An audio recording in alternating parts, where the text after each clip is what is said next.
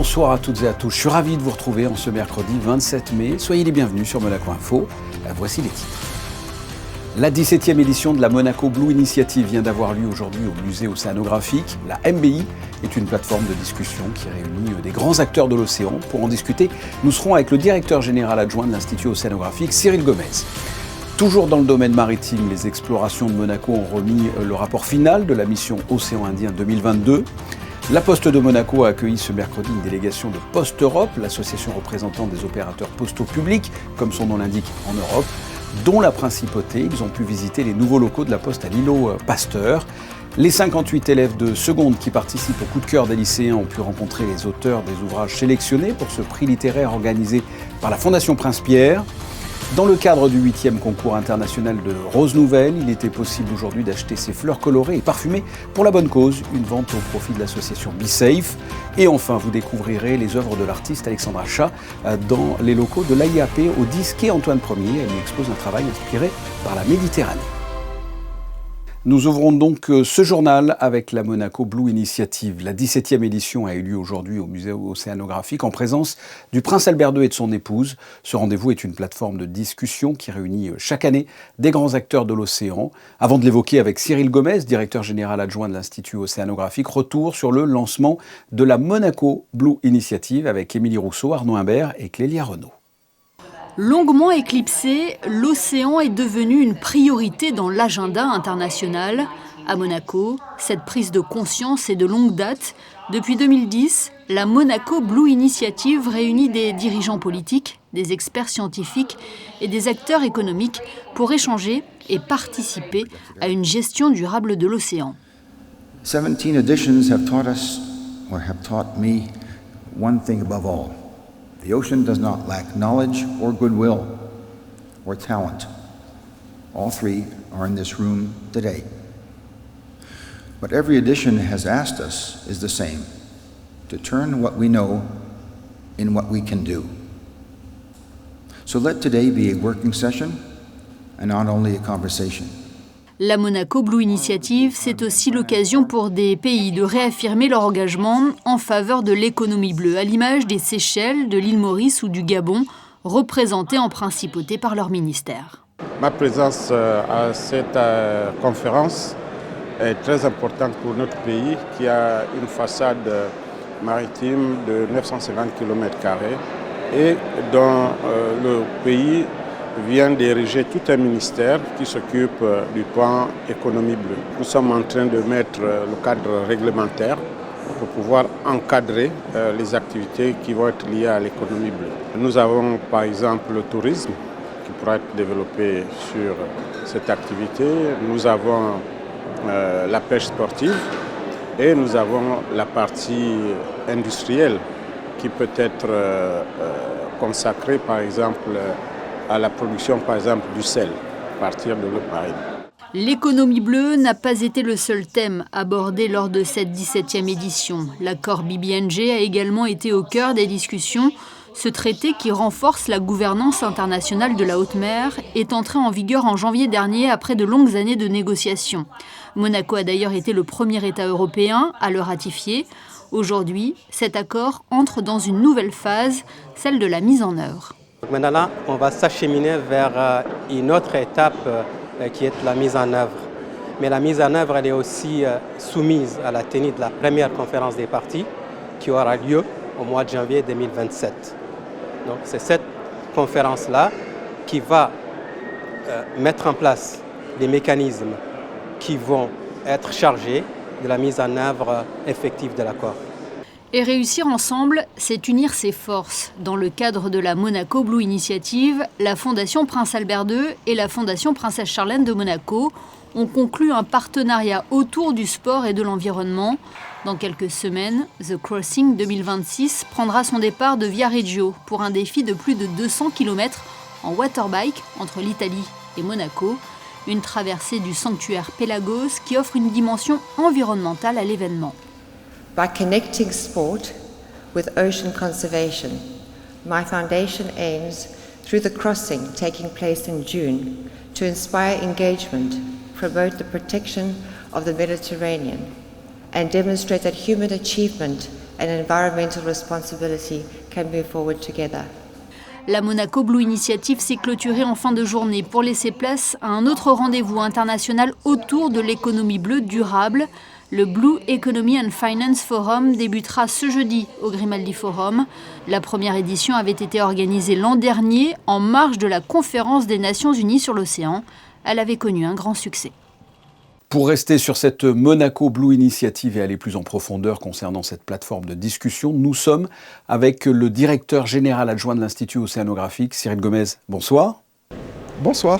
On en a eu un aperçu là dans le reportage à l'instant, mais je voudrais avoir votre point de vue. Quelle est votre définition de la Monaco Blue Initiative? Qu'est-ce que c'est pour vous? La Monaco Blue Initiative est maintenant la séquence qui regroupe Monaco Blue Initiative et Blue Economy and Finance Forum. C'est finalement un espace où on parle de gouvernance de l'océan. Quelles sont les règles pour faire progresser politiquement les enjeux de l'océan, et avec 2 jours ensuite avec le Blue Economy and Finance Forum, très orienté solutions, entrepreneuriat et finances pour implémenter ces grandes priorités qu'on définit finalement au travers de la Monaco Blue Initiative. Alors parlez-moi de cette édition 2026. Qui était présent au musée océanographique? Ce sont des spécialistes, ce sont des hommes politiques. Qui est présent? C'est une grande particularité de la Monaco Blue Initiative et je dirais de la principauté même, c'est la capacité à regrouper dans une même salle pour les faire débattre des scientifiques, des ministres, des représentants de grandes institutions internationales, des financiers, des chefs d'entreprise, bref, des mondes qui n'ont pas l'habitude de se parler. Et aujourd'hui, à la Monaco Blue Initiative, on a vraiment pu voir la diversité de ces publics-là. J'ai participé à un atelier sur le financement de BBNJ et à la table, il y avait un responsable de centre scientifique avec Jean-Jacques Risseau, un ministre mauricien, un représentant de la Banque mondiale, des ONG, les fondations, bref, vraiment beaucoup de diversité, ce qui rend les débats très très riches. Alors en 2023, après de longues années de négociations, un traité international de l'ONU a été adopté. Vous venez d'en parler, que l'on appelle le BBNJ, que l'on pourrait traduire par biodiversité au-delà des juridictions nationales. À quoi ça sert? En quoi c'est important? C'est important parce que ça représente 50% de la planète Terre en surface. Donc on imagine bien que si on veut avoir une relation équilibrée entre l'homme et la nature, il va falloir s'occuper de ces 50%-là. Et cet espace maritime-là, qui est en dehors de toute juridiction nationale, nécessite des règles de protection et des règles de fonctionnement, parce qu'il y a des activités économiques importantes qui s'y déroulent, évidemment le shipping, mais aussi la pêche. Les câbles sous-marins passent dans ces espaces-là aussi, on n'imagine pas, mais c'est un espace qui finalement génère à la fois beaucoup de richesses, contribue à l'économie mondiale et sur lesquels on a besoin de règles pour avancer. Le fait qu'on ait un accord reste un accord de papier. Alors, on est très heureux parce que depuis l'année dernière, il est entré en vigueur et maintenant toute la bascule de la Monaco Blue Initiative et de Blue Economy and Finance Forum, c'est comment on implémente ces accords concrètement. C'est maintenant le grand enjeu. Vous savez, il y a des subventions qui sont nocives à l'environnement. Il y a aussi une économie bleue qui se développe. Aujourd'hui, c'est peut-être les subventions nocives qui sont un peu plus importantes que l'économie bleue, mais on progresse. Et ce qu'il faut réussir à faire finalement, eh bien, c'est ouvrir l'espace à cette économie, à cette finance bleue pour que les activités vertueuses puissent prospérer. Alors à ce propos, la Monaco Blue Initiative en est à sa 17e édition. Quelle a été l'évolution de la MBI et surtout, quel a été son impact en matière d'environnement? Autrement dit, est-ce que ça sert à quelque chose concrètement? Oh oui, ça sert beaucoup parce que la Monaco Blue Initiative, sous l'impulsion du prince Albert II, a démarré à un moment où il n'y avait pas d'agenda de l'océan. Il n'y avait pas d'objectif de développement durable des Nations Unies sur l'océan. Il n'y avait pas de grand cadre, ou très peu, sur l'océan. La Monaco Blue Initiative, au fil des ans, a permis, sous le leadership du prince, à créer un espace de débat entre scientifiques, toujours la même chose, scientifiques, ONG, grands décideurs politiques et économiques, pour définir les grandes priorités. Et après, les gens, sans avoir le formalisme ou les contraintes d'une instance onusienne, travailler ensemble de façon informelle et tous les grands thèmes qui ont été débattus à la Monaco Blue Initiative se sont retrouvés ultérieurement dans les enceintes internationales, dans le cadre d'un agenda international politique sur l'océan qui s'est créé. Et c'est comme ça que les choses ont avancé et c'est comme ça qu'on est arrivé à des accords internationaux. Et aujourd'hui qu'on a ces accords, aujourd'hui qu'on a ce cadre, aujourd'hui qu'on a finalement des déclarations politiques, il faut réussir à mettre ça en œuvre et c'est le grand mouvement qu'on est en train vers lequel on est en train de basculer en liant la Monaco Blue Initiative et le Blue Economy and Finance Forum. Cyril Gomez, merci. Je vous remercie. Et pour info, nous recevrons demain le vice-président et administrateur délégué de la Fondation Prince Albert II pour parler justement de la 2e édition du Blue Economy and Finance Forum qui s'ouvrira jeudi. Mais avant cela, restons au musée océanographique, l'esprit toujours tourné vers la mer. Mardi soir, les explorations de Monaco remettaient le rapport final de la mission Océan Indien 2022. Alexandra Pani et Arnaud Imbert reviennent sur les conclusions dévoilées. Ils ont parcouru l'océan Indien pendant 2 mois. Pour cette mission, les explorations de Monaco ont établi un parcours en 4 étapes pour un total de 13 500 km. Une navigation rythmée par différentes opérations de mesure et de prélèvement, avec pour objectif la compréhension, le partage et la mobilisation. Les Seychelles et Maurice étaient au cœur de ces recherches. Qui est la mise en application de ces 25 propositions.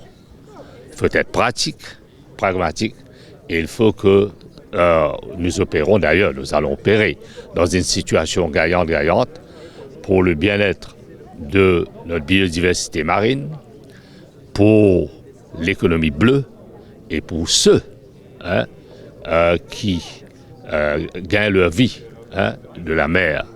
Mais aussi, il faut savoir respecter la mer, parce que la mer, c'est aussi la mer nourricière. This expedition for us represents an opportunity for us to look at the science that is going on within the ocean space, but also look at the opportunities that the ocean brings for a country like Seychelles, small island state like Seychelles, and Mauritius as well, because we share an important part of this part of the Indian Ocean. We co-manage it together. So for us, it represents an opportunity to really look at how we can collaborate and how we can use the ocean to our advantage as small island states, but big ocean nations. Le programme était orienté autour des 4 thématiques principales des explorations de Monaco, la protection des coraux, de la mégafaune, les aires marines protégées et les nouvelles techniques d'exploration. Le rapport a ainsi pu mettre en avant 25 axes de travail.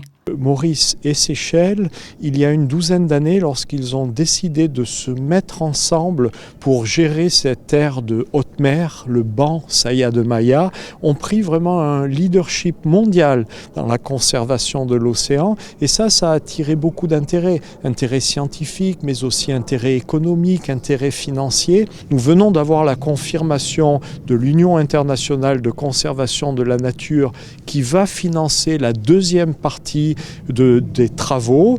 Nous avons le gouvernement allemand qui est intéressé à monter une nouvelle exploration. Nous travaillons avec Eric and Wendy Schmidt Foundation, les fondateurs de Google, pour envoyer leur bateau, le Hervé Falcor. Donc on voit que le rôle de catalyseur de Monaco a bien fonctionné et que maintenant, tant des organisations internationales, des banquiers, des investisseurs, des gouvernements locaux vont reprendre la main pour protéger, mais aussi manager plus durablement cette grande aire, l'aire Saya de Maya, et en faire un projet pilote sur le plan mondial. 150 personnes d'une vingtaine de nationalités étaient mobilisées pour la mission Océan Indien. Les missions des explorations de Monaco sont la traduction concrète de l'engagement du prince Albert II pour l'océan. Elles se poursuivent aujourd'hui en Méditerranée pour un nouveau cycle. Pour rester dans l'univers des explorations de Monaco, vous pourrez découvrir dès ce soir à 19h30 sur notre antenne le documentaire de Maëva Bardi qui a suivi cette première étape du nouveau cycle Mission Méditerranée de 2025 à 2030. un voyage immersif en République hellénique. Direction Roland-Garros. On l'a appris aujourd'hui, après avoir gagné son simple hier, Valentin Vachereau a préféré renoncer à la compétition, que ce soit en simple comme en double. Ce forfait intervient alors que le tennisman de la Principauté souffre d'une gêne au pied depuis plusieurs semaines.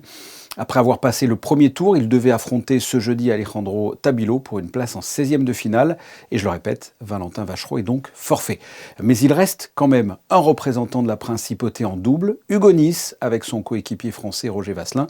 Ils ont passé le second tour ce mercredi en s'imposant en 3-7, 2-6, 7-6, 6-1 après une superbe remontée face à la paire Piedzonka-Kiprova. On écoute la réaction d'Hugo au micro de Justin Hadel.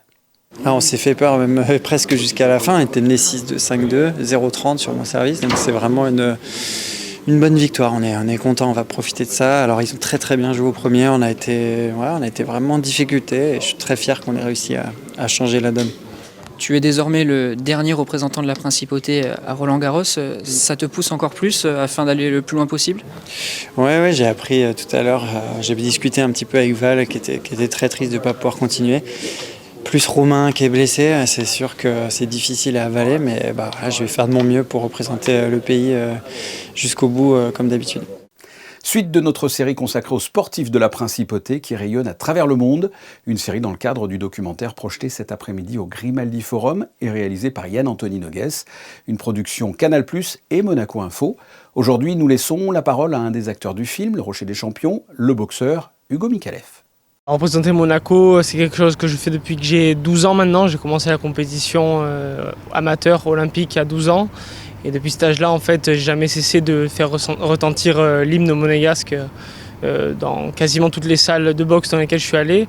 Donc c'est vrai que c'est une énorme fierté pour moi, depuis toujours, depuis tout petit. Puis en plus, je suis né dans une famille qui m'a inculqué des valeurs, les valeurs d'être fier de notre pays, de Monaco. Donc forcément, c'est un grand moment à chaque fois que j'entends l'hymne monégasque, à chaque victoire. Il y a une pression supplémentaire quand on représente Monaco, forcément, parce que on sait que on n'est pas beaucoup, mais au final, ça fait, si on compte un par un, ça fait beaucoup de gens qui croient en nous. Donc moi, dans mon cas particulier, c'est vrai qu'avant les combats, j'essaie de faire le vide, comme j'ai souvent expliqué. J'essaie de ne pas penser à la pression du pays. Mais évidemment, que je sois à l'extérieur ou à la maison, c'est différent. Mais dans tous les cas, la pression est quand même là une fois sur le ring. La Poste de Monaco accueillait aujourd'hui une délégation de Poste Europe, l'association représentant des opérateurs postaux publics dont la Principauté fait partie. L'objectif était de présenter les nouveaux locaux à l'îlot Pasteur et de montrer le fonctionnement de la Poste à Monaco, surtout en une période de forte affluence comme en ce moment. Yannick Debevert et Marie-Ève Béé ont suivi cette visite. Une vingtaine de représentants des différentes postes européennes est venue ce mercredi matin en Principauté pour visiter les locaux monégasques. Ils sont membres de l'association Poste Europe qui regroupe une cinquantaine de services postaux publics européens. Chacun est venu découvrir le mode opératoire minutieux de la Poste Monaco. La Poste de Monaco est très particulière du fait de la taille du territoire qui est extrêmement réduit, mais aussi avec une densité de points de contact postaux qui est très importante et des volumes de courrier qui sont encore qui se maintiennent et qui sont encore importants. Donc c'est très intéressant de pouvoir voir ça et voir comment finalement une petite poste entre guillemets peut avoir des activités diversifiées et être très efficace dans des sites modernes. Et s'en est suivi une réunion de présentation et d'échange.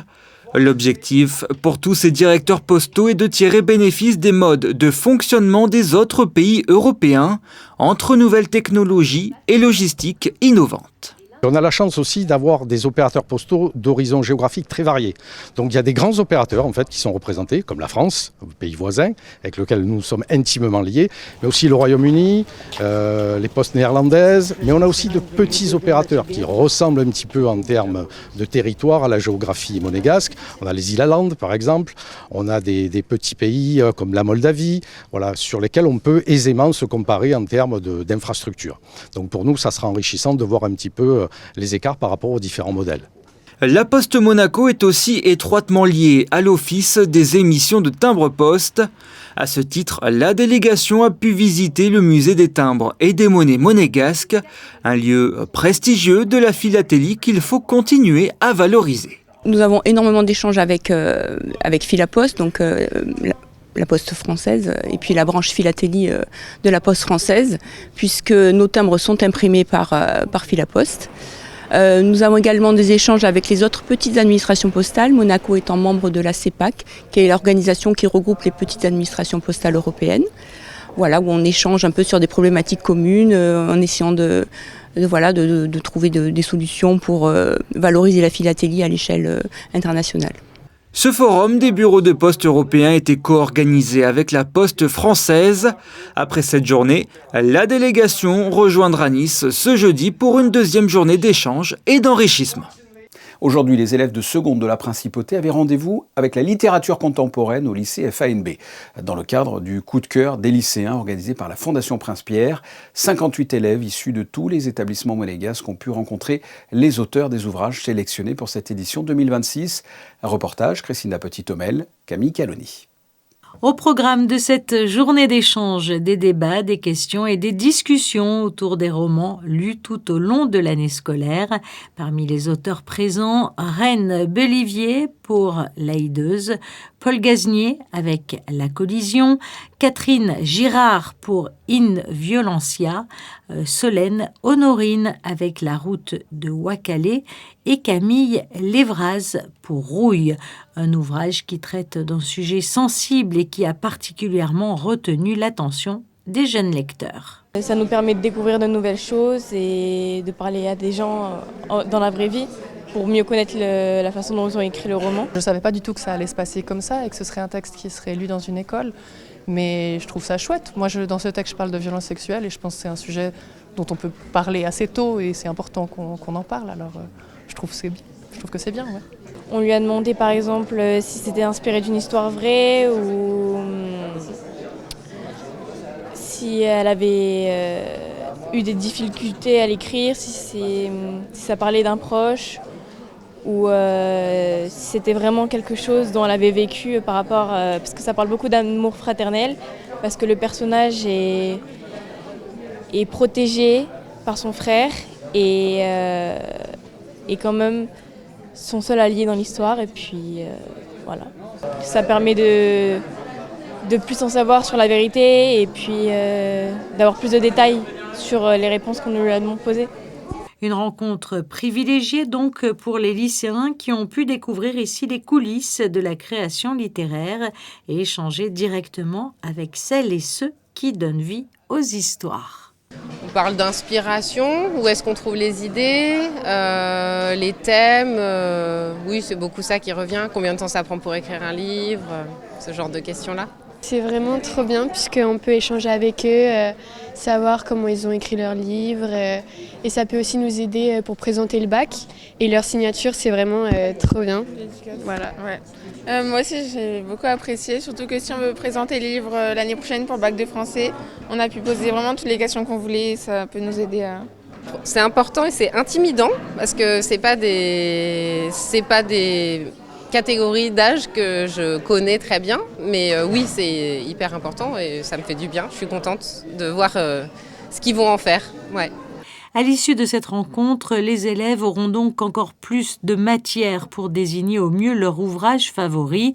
Le vote est prévu en septembre prochain et le nom du lauréat du coup de cœur des lycéens 2026 sera dévoilé à l'occasion de la cérémonie de la Fondation Prince-Pierre qui se tiendra à la Salle Garnier le 13 octobre prochain. Le 8e concours international de roses nouvelles continue. Si le palmarès du jury international a été dévoilé au mois d'avril, reste encore à décerner le prix du public. Les visiteurs sont libres de se balader dans la roseraie Princesse Grace pour découvrir les différents rosiers. Et ce qu'il ne fallait pas rater aujourd'hui, c'était la vente caritative au profit de l'association Be Safe. Reportage signé Alban Jean-Jambre et Arnaud Imbert. 70 variétés de rosiers parfument la roseraie Princesse Grace, des créations inédites provenant des 4 coins du globe qui attendent le vote du public sur Internet ou directement ici. Quand vous êtes sur site, vous avez directement le massif du concours et vous pouvez choisir votre rose préférée sur un papier dans une urne. En attendant le vote du public, les rosiers sont disponibles à la vente, une opération qui rencontre un franc succès. Ici, le dernier rosier part avec sa nouvelle propriétaire. Merci. Allez, au revoir. Au revoir. Au total, 265 rosiers ont été vendus au profit de BeSafe, association de lutte contre la consommation d'alcool au volant. C'est très important pour nous, pour BeSafe Monaco, de récolter de l'argent pour subvenir aux besoins de l'association tout au long de l'année, notamment avec les navettes qui sont mises à disposition tous les week-ends tout au long de l'année, et particulièrement l'été, la saison estivale, où il y a 2 navettes qui sont mises à disposition dans la Principauté. Et aussi, grâce à ces dons, on pourra bien évidemment faire des interventions dans les écoles, dans les entreprises, pour les saisonniers ou tout au long de l'année aussi, et pour l'achat d'éthylobornes et d'éthylotests. De belles roses pour une bonne cause. Pour ce qui est du concours, le public a jusqu'au 15 juin pour désigner son rosier favori. Une info pratique en bref. Sachez que l'Académie Régnier 3 a ouvert ses préinscriptions pour l'année scolaire 2026-2027. Les familles souhaitant solliciter l'inscription de leurs enfants à partir de la classe de CP doivent se rendre directement sur le site internet de l'établissement, le www.academierégnier3.mc, et aller dans l'onglet Inscription. Ces familles ont jusqu'au mardi 9 juin inclus. Et pour les élèves actuellement inscrits à l'Académie, les réinscriptions se feront du mercredi 10 au mercredi 24 juin, en ligne également. Pour rappel, l'Académie Régnier 3 propose 2 principaux cursus, un cursus musique et un cursus théâtre. La Côte d'Azur comme source d'inspiration. L'artiste Alexandra Chat présente actuellement son exposition Les Beaux Jours à l'AIAP au Disquet Antoine Ier, une exposition inspirée par la Méditerranée et sa nouvelle vie dans le sud de la France. Le reportage de Christine La Petite-Homel et Alexandra Paolini. Des couleurs lumineuses, des silhouettes féminines et des scènes baignées de soleil. Avec Les Beaux Jours, Alexandra Chat partage sa vision de la Côte d'Azur où elle vit depuis maintenant plusieurs années. Every day I feel blessed and I feel happiness.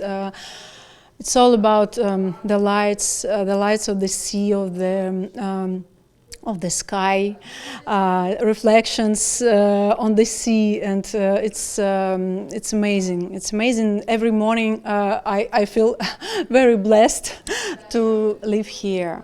And the swimmers, the collection of swimmers is inspired by French women, for me, I adore French women. I think that they are very confident. They loves themselves so much, and it's amazing. It's amazing. They're very strong and very beautiful.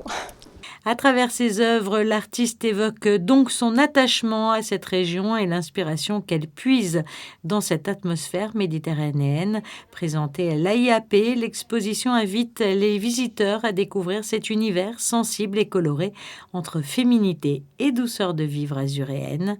Les Beaux Jours, une exposition à découvrir actuellement sur le quai Antoine Ier. Les photos de fin de journal de Stéphane Dana sont consacrées à la traditionnelle remise d'insignes aux nouvelles recrues du corps des Carabiniers du Prince, une remise effectuée par la marraine des Carabiniers, la princesse Stéphanie. À suivre, la météo d'Alban Gingembre. Ce journal est terminé, on se retrouve jeudi pour une nouvelle édition. Je vous souhaite de passer une excellente soirée sur Monaco Info. À demain.